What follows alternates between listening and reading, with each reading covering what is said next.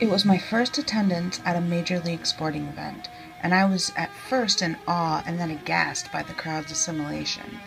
I was in awe of the fans' commitment to a team, the jerseys, the body paint, the licensed swag. I was in shock at the behavior, the taunting of the visiting team, the obsession with the home team, the importance put on something as trivial to me as a game. I leaned over to my husband. I think this harks back to feudalism and some human need to belong to a fiefdom.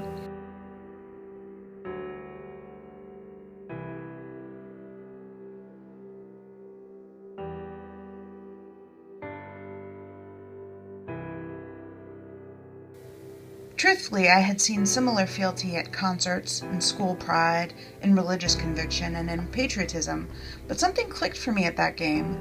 The thousands of branded individuals believing in their fidelity to a sports team, I realized the symbolic identification to a larger entity and an apparent need for that connection.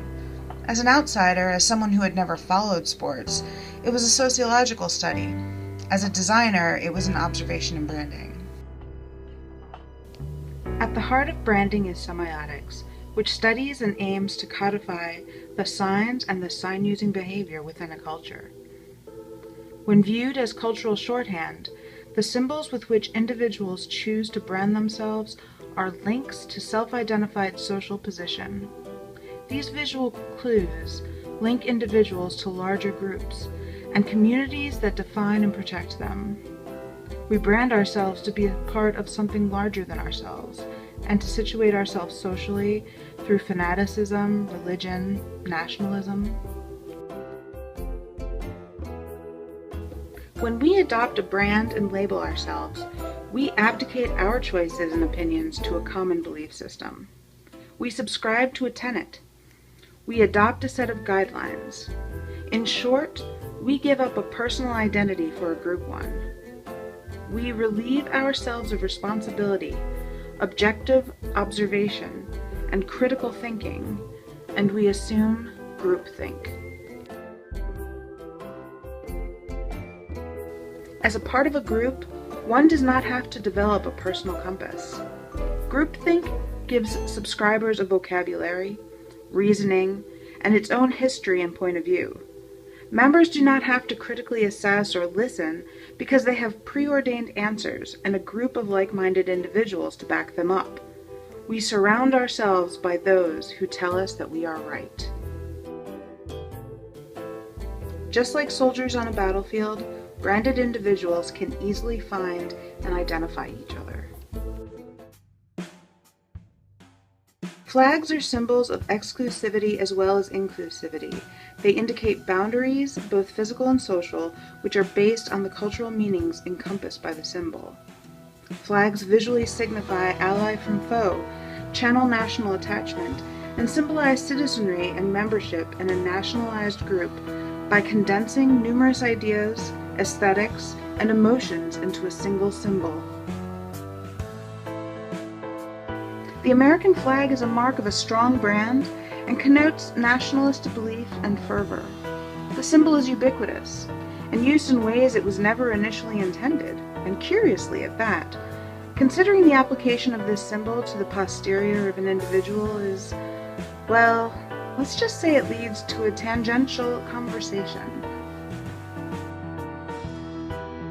For Americans, this brand commitment is particularly strong. Americans are frequently perceived as believing in an inherently good, if not exceptional, nationality that is strong and relevant, even superior to others.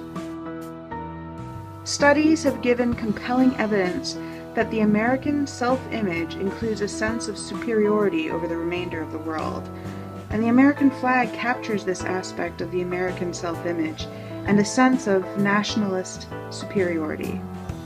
Studies of the effects of the American flag on individuals showed an increase in nationalism and social dominance orientation through exposure to the American flag.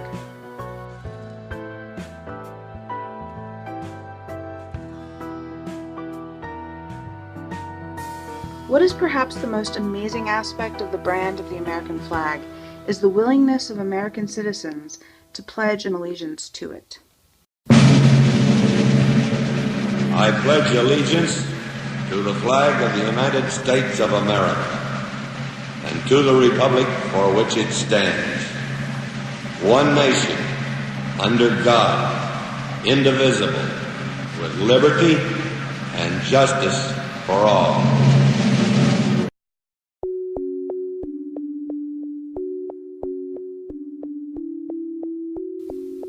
Alleging oneself to a flag not only embraces all that is represented by the symbol and rejects all that is not, but it embraces all who are similarly allied and rejects those who are different, perpetuating xenophobia.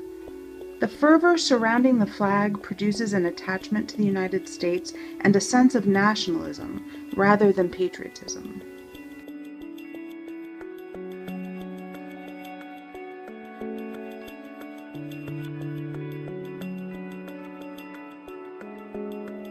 The potency of this singular icon results in individuals allied without critical thought and willing to commit themselves not only to nationalism, but to its symbol.